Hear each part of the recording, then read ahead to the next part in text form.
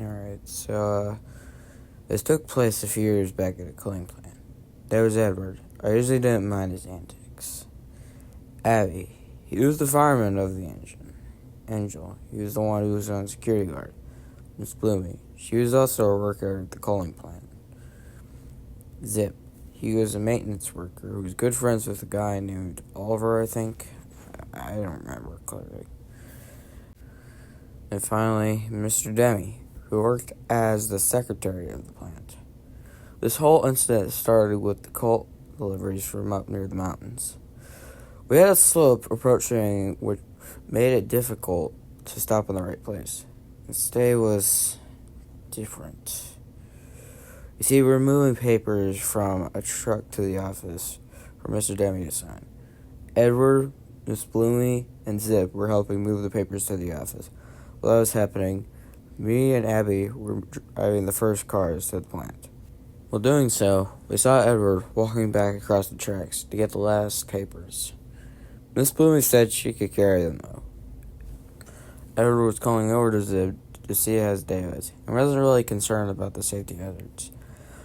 Abby, me, and Angel were trying to talk about the moist rails and how he shouldn't be really standing there.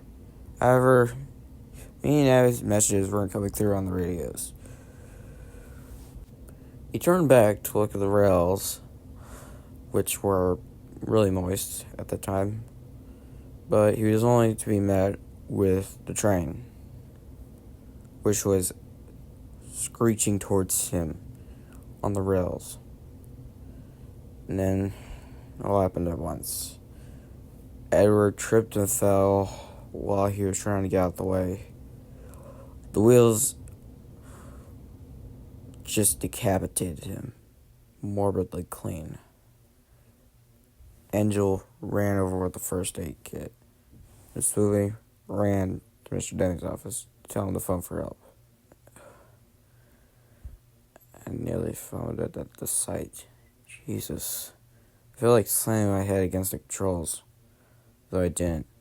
Abby fainted and fell limp off the cab onto the hard ballast. Zip, overcome with rage and grief, grabbed my old baseball bat and ran towards me, screaming that I was about to feel worse pain than he did. Angel held him back. I just dropped the engine's fire and shot off steam, and I fainted in the cab. Woke up around 7 that night. Everyone had left, except for Mr. Demi.